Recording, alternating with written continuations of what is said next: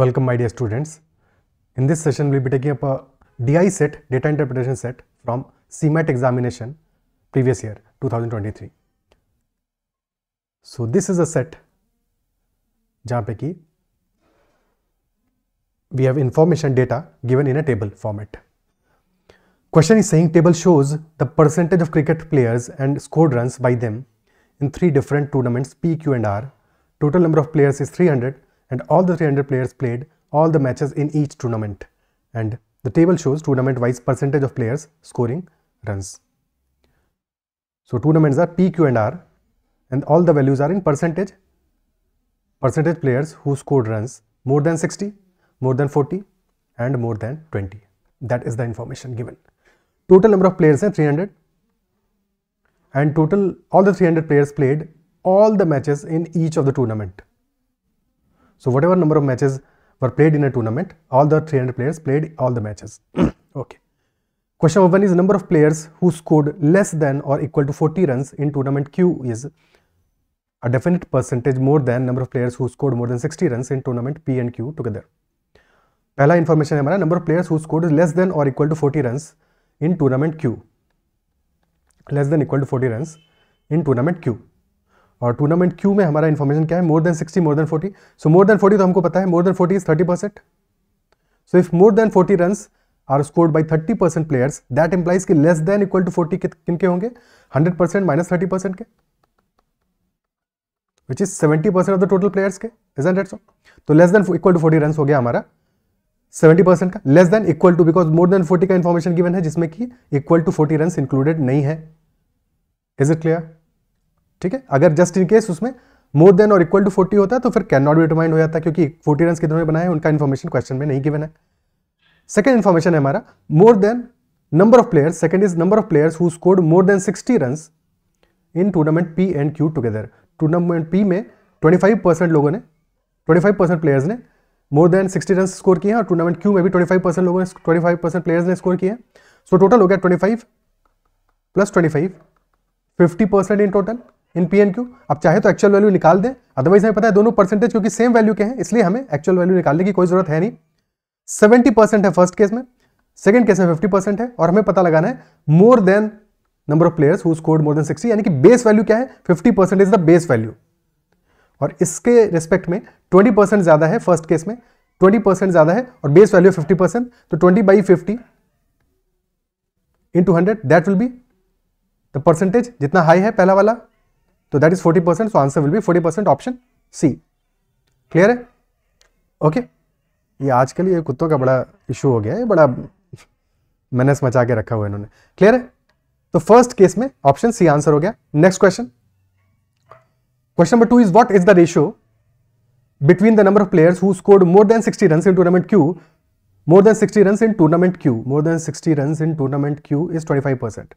So ratio between 25%, this value, and second is number of players who scored less than or equal to 20 runs in tournament Q and R together.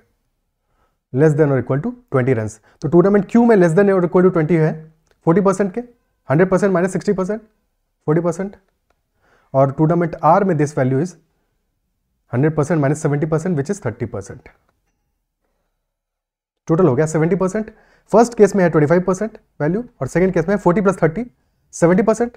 तो ratio आ जाएगा 25% is to 70%. Actual value again निकालने का कोई जरूरत नहीं है क्योंकि रेशियो ही पूछा है हमसे क्वेश्चन में.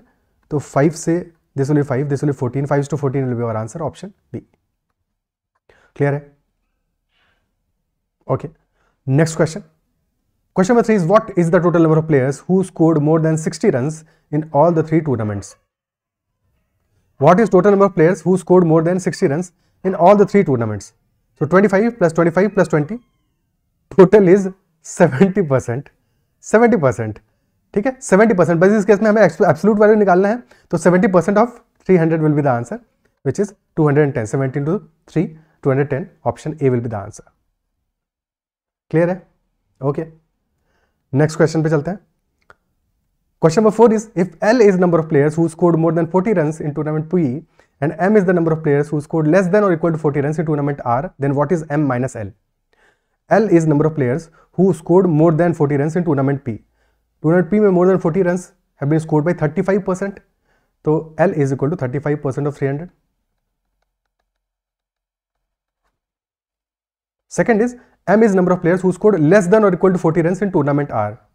टूर्नामेंट R में more than 40 runs is scored by 30%. तो बचे हुए यानी कि 100% minus 30%, so 70% of 300, that will be equal to M. So M minus L will be 70% minus 35%, which is 35% of 75% minus 35% से वैल्यू आएगा 35% of 300, which will be nothing but 35 into 3, which is 105. Option D. Last question of the set. Question number 5. Average number of players who scored more than 20 runs in all the 3 tournaments is what? Average number of players who scored more than 20. 80, 60 और 70 का average क्या आएगा? क्योंकि ये arithmetic progression है एक तरह से 60, 70, 80 का average will be middle value which is 70%.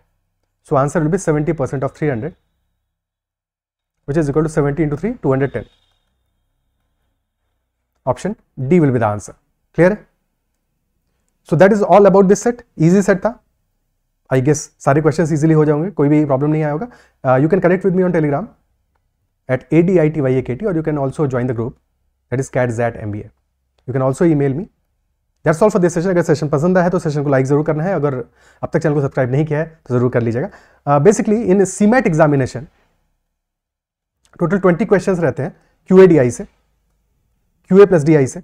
DI से there is one set of 5 questions generally, और बाकी क्वेश्चंस 15 के अराउंड क्वेश्चंस QA से रहते हैं. So that is fixed. That's all about CMAT. और CMAT का QA सेक्शन का प्रीवियस ईयर का that will also be uploaded either tomorrow night itself or कल मॉर्निंग तक हो जाएगा. ठीक है, that's all. Bye bye, take care.